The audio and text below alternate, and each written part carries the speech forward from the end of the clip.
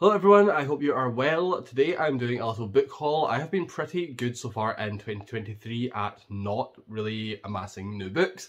However, I'm a reader, you guys know how it goes, you just end up collecting books anyway. I had some gift cards from Christmas I used up and, some just made their way into my possession, so I thought we should go through them today and just, discuss what books I have collected recently. Hope everyone's doing well. If you enjoyed this video, please leave a like, please subscribe. I think I'm also going to film a book unhaul after this, so this one will definitely be up first, but keep an eye out for that. Hopefully I film it, otherwise this is embarrassing. But yeah, let's just start talking about the books that I have collected so far this year, and I'm just going to try and do this in one take, so let's see how this goes. Okay, so first one, I've been wanting to read this for years, and I seen it in a charity book sale. And it is not a cover I would normally buy. It is a mass market paperback, like ugly, weird human cover. But that is The Flowers, or just Flowers in the Attic by Virginia Andrews. This book is pretty infamous. It's kind of a modern classic, a little bit. And it is about these children who are hiding in the attic because their father is dying and the mother wants to collect the money. And for some reason they're in the attic. I don't know, I haven't read this yet. I'm kind of grasping at straws here. But for some reason, them hiding in the attic turns in from being like a couple months event to years of their life.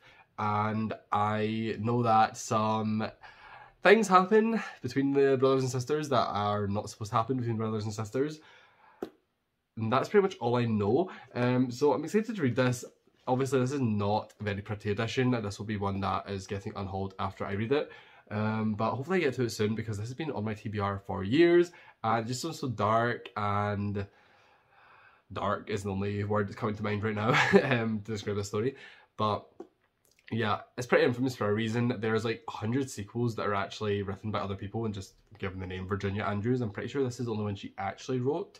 I don't know, I read that a while ago. But yeah, this is one I'm quite excited to get to, and hopefully we'll do it soon because I do actually kind of want to get this ugly book out of my possession as soon as possible. So that's that. I don't remember when I bought this, but I know I haven't spoken about it on here, I don't think anyway. And that is Birthday Letters by Ted Hughes. So Ted Hughes was Sylvia Plath's husband. He was a poet and fiction writer in his own right. He wasn't just her husband, but that's kind of, actually, no, I'm not going to say that. Basically, Birthday Letters are a bunch of poems mostly addressed to her that he wrote over the course of about 25 years after her death. And they kind of discuss their relationship, the ups and downs, and what Ted did wrong, and how he views Sylvia over time, and things like that. And obviously, as a huge Sylvia Plath fan, this is one that I am pretty interested in getting to. I have read some Ted Hughes poetry before. I read a whole collection of his that was just a kind of like best of collected works, and I liked it to an extent. A lot of his normal poetry is about animals and nature, and I love animals, I love nature, but when it's a whole collection of poetry, I was like, okay, I'm getting bored now. But this is obviously going to be a lot more personal. This is going to be quite raw, quite emotional, I hope. And obviously I just love Sylvia, so I'll be interested in seeing what he has to say. Because if you're a Sylvia Plath fan, you typically do not view Ted Hughes with the most positive opinions. So I'm willing to go into this with an open eye and an open mind and see what he has to say. So yeah, I haven't read any of these yet, but I've had it for a while and I keep forgetting I have it. So I thought, if I talk about it in this video, once I speak about something, it makes it stick in my mind more. So again, hopefully I'll get to this soon. When you do a haul, you set up every single book, you're like, hopefully I'll get to this soon, hopefully I'll get to this soon. And then you fast forward 3 years and you've never read it yet. But that's just how it goes. One that I have read before, but I'm currently in the process of rereading, is Beloved by Toni Morrison. So this follows a freed slave who, her daughter dies before the events of the book, and she's kind of haunted by the spirit of her daughter. And I read this before via audiobook, and I don't remember when it was sometime last year. The audiobook did not work for me at all. The novel goes between time periods, it goes between different points of view and different perspectives. It just shifts and goes with the tide. And when you're reading physically with your eyes, that's much more easy to understand and easy to follow. But when you're listening to an audiobook, things are just happening and you have no idea what's happening. So if you're ever going to read Beloved, I really don't recommend you read the audiobook. And it's read by Toni Morrison herself, which is why I was so excited to listen to it, but it did not work at all. And right now I'm on page 45. I just started reading this again the other day, and I'm enjoying it so much more already. I'm really excited to continue on with it. And I'm actually starting a little part-time university course. It's just 1 day a week, and it's just like I paid for it. It's just a thing. I'm doing it for fun, pretty much. And this is the first book we're going to discuss. So I'm excited for that, to discuss this with other people, and hopefully other people that I like and that are smart. Although not too smart, because I don't want to look dumb. But anyway, yeah, I'm just glad that I have an excuse to read this again, because when I listened to it, I really was like, okay, this is not working. I do want to read this again one day. And then it's just kind of worked out perfectly that I kind of need to read it again for this course. So yeah, this is going well. I am glad to be reading this again. And I've just realised this next book is like the exact same colour as that, pretty much. And that is Julius by Daphne du Maurier. This is not a Daphne du Maurier book that I have ever heard anyone speak about, ever. But I am just obsessed with Daphne du Maurier. She has overtaken, I think, everyone to be my favourite author of all time right now. I just read The Loving Spirit by her last week. I just finished that. That was her very first debut novel. And it was amazing. I'd never heard anyone speak about that one ever, and I loved it. It might be my favourite of hers. I don't think anything can overtake Rebecca. It's like Rebecca, and then The Loving Spirit is like pushing Rebecca, like trying to get in that first place spot, but I don't think she's doing it. But yeah, The Loving Spirit blew me away. So as soon as I finished it, I went into Waterstones and I just picked up the next book that I saw that I haven't owned or read yet. And it's another one of these Virago Modern Classics, which, spoiler for my mid-year goal checkup, but one of my goals was to read all of these, and I have done it. I read all the books in the Virago Modern Classics that I own, apart from this one, which obviously I just bought like a few days ago. And I'll read this so soon because I just want to read all of Daphne du Maurier's work so fast. I'm trying to pace myself because I don't want to run out of books. But anyway, I should probably talk about what this is about. So this is about a young man who is from France, and during the Franco-Prussian War, he is forced to escape to Algeria. And there, it seems like he becomes a bit of a consumerism slave. He becomes very obsessed with making money and, you know, doing anything to get ahead in business, is what I kind of gather. And yeah, it says that his empire building begins in earnest and he becomes a rich and ruthless man. And throughout his life, Julius is driven by a hunger for power, and his one weakness is his daughter Gabrielle. A chilling story of ambition.